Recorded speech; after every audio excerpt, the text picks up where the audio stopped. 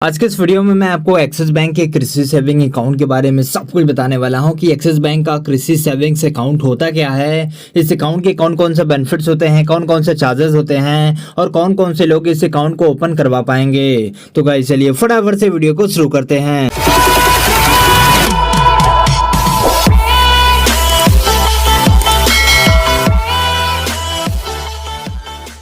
तो गाइस चलिए फटाफट से वीडियो को स्टार्ट करते हैं और आपको काफी आसानी तरीके से एक्सिस बैंक के कृषि सेविंग अकाउंट के बेनिफिट के बारे में सब कुछ बता देते हैं। बात करेंगे इस अकाउंट के बेनिफिट के बारे में। तो गाइस यदि आपको यह अकाउंट ओपन करवाना है तो मिनिमम में आप 2500 रुपए हाफ ईयरली आपको इस अकाउंट में मेंटेन करना होगा। बात करेंगे इस अकाउंट के अगले बेनिफिट के बारे में। तो गाइस आपको इस अकाउंट में इंटरनेशनल डेबिट कार्ड दिया जाता है, जिसकी सहायता से आप डोमेस्टिक और इंटरनेशनल ट्रांजेक्शन दोनों काफी आसानी तरीके से कर पाओगे।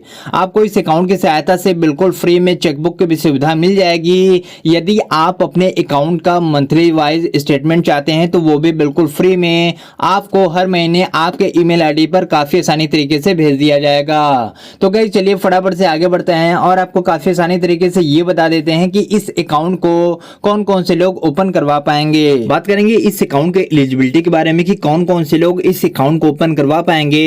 यहाँ पर मैं आपको काफी सिंपल तरीके से बता देना चाहता हूँ कि सभी किसान इस अकाउंट को काफी आसानी तरीके से ओपन करवा पाएंगे। इसके अलावा वो लोग भी इस अकाउंट को काफी आसानी तरीके से ओपन करवा पाएंगे जिनके नाम से खेत है। बात करेंगे डॉक्यूमेंट के बारे में तो आधार कार्ड, पैन कार्ड और खेत का खतौनी यहाँ पर लगने वाला है। तो गाइस चलिए फटाफट से आगे बढ़ते हैं और आपको काफी आसानी तरीके से इस अकाउंट के फी और चार्जेस के बारे में स्टेप बाय स्टेप करके सब कुछ बता देते हैं। तो गाइस जब आप इस अकाउंट को ओपन करवाते हो तो इनिशियल फंडिंग आपको यहाँ पर 3000 रुपया करना पड़ेगा और आपको इस अकाउंट में 2500 रुपया हाफ ईयरली मेंटेन करना होगा। बात करेंगे नॉन मेंटेनेंस चार्जेस के बारे में। तो गाइस यदि आप अपने अकाउंट में बैलेंस को मेंटेन नहीं करते हो तो यहाँ पर आपको 75 रुपया से लेकर 150 रुपए तक का चार्ज देना पड़ेगा। बात करेंगे इस अकाउंट के अगले चार्जेस के बारे में। तो गाइस अगला चार्ज होने वाला है डेबिट कार्ड के बारे में। तो गाइस आपको इस अकाउंट में वीजा क्लासिक डेबिट कार्ड दिया जाता है। जब आप इस डेबिट कार्ड को पहली बार लेते हो तो यहाँ पर आपको इस डेबिट कार्ड के लिए 200 रुपए का चार्ज देना पड़ेगा। बात करेंगे इस डेबिट कार्ड के एनुअल चार्जेस के बारे में। तो गाइस यदि आप मेट्रो, अर्बन या फिर सेमी अर्बन लोकेशन से बिलोंग करते हो तो आपको इस डेबिट कार्ड के लिए 150 रुपए का एनुअल चार्ज देना पड़ेगा। यदि आप रूरल से बिलोंग करते हो तो आपको यहाँ पर 100 रुपए का चार्ज देना पड़ेगा। बात करेंगे इस अकाउंट के अगले चार्जेस के बारे में। यदि आप अपने हिसाब से angry bird image debit card लेते हो तो उसके लिए यहाँ पर आपको 500 रुपए का चार्ज देना पड़ेगा। यदि आप अपने अकाउंट को 14 दिन के अंदर बंद करवाते हो तो यहाँ पर कोई चार्ज नहीं देना पड़ेगा। यदि आप अपने अकाउंट को 14 दिन के बाद और 1 साल के अंदर बंद करवाते हो तो यहाँ पर आपको 500 रुपए का चार्ज देना पड़ेगा। इसके अलावा यदि आप अपने अकाउंट को 1 साल के बाद कभी भी बंद करवाते हो तो यहाँ पर आपको किसी भी प्रकार का कोई चार्ज नहीं देना पड़ेगा। और गाइस आपको एक बात का ध्यान रखना है कि आप इस अकाउंट की सहायता से हर महीने केवल 15 ट्रांजेक्शन काफी आसानी तरीके से और बिल्कुल फ्री में कर पाएंगे। बात करेंगे इस अकाउंट के डेबिट कार्ड के बारे में। तो गाइस आपको डेबिट कार्ड की एक हायर लिमिट दी जाती है जिसकी सहायता से आप 40,000 रुपए पर डे का कैश विड्रॉल और 3 लाख रुपए पर डे का शॉपिंग काफी आसानी तरीके से कर पाएंगे। बात करेंगे कैश ट्रांजैक्शन ब्रांच के माध्यम से यदि आप करते हैं तो 1 महीने में 4 ट्रांजैक्शन बिल्कुल फ्री में कर पाएंगे। बात करेंगे इस अकाउंट के अगले चार्जेस के बारे में। तो गाइस यदि आप ब्रांच के माध्यम से आरटीजीएस ट्रांजैक्शन करते हो तो यहाँ पर आपको 20 रुपए से लेकर 45 रुपए तक का चार्ज देना पड़ेगा। इसके अलावा यदि आप आरटीजीएस ट्रांजैक्शन नेट बैंकिंग के माध्यम से करते हो तो यहाँ पर आपको कोई चार्ज नहीं देना पड़ेगा। यदि आप नेट बैंकिंग के माध्यम से नेट ट्रांजैक्शन करते हो तो गाइस यहाँ पर आपको कोई चार्ज नहीं देना पड़ेगा।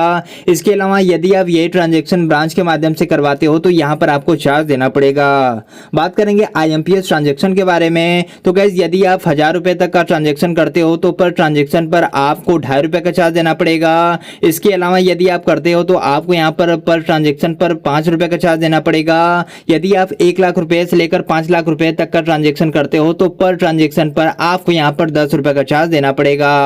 बात करेंगे इस अकाउंट के अगले चार्जेस के बारे में। तो गाइस यदि किसी भी कारण की वजह से आपका डेबिट कार्ड खो जाता है और आप अपने डेबिट कार्ड का रिप्लेसमेंट करवाते हो तो यहाँ पर आपको 200 रुपए का चार्ज देना पड़ेगा।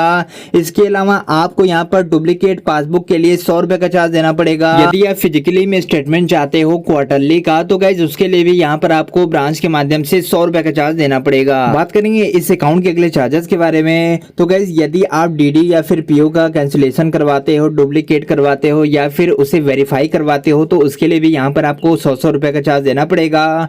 बात करेंगे इस अकाउंट के अगले चार्जेस के बारे में। तो गाइस यदि आपको इंस्टा अलर्ट की सुविधा चाहिए जिससे यदि आपके अकाउंट में किसी भी प्रकार का कोई ट्रांजेक्शन होता है तो उसका भी मैसेज यदि आपको चाहिए तो यहाँ पर आपको क्वार्टरली में 15 रुपए का चार्ज देना पड़ेगा।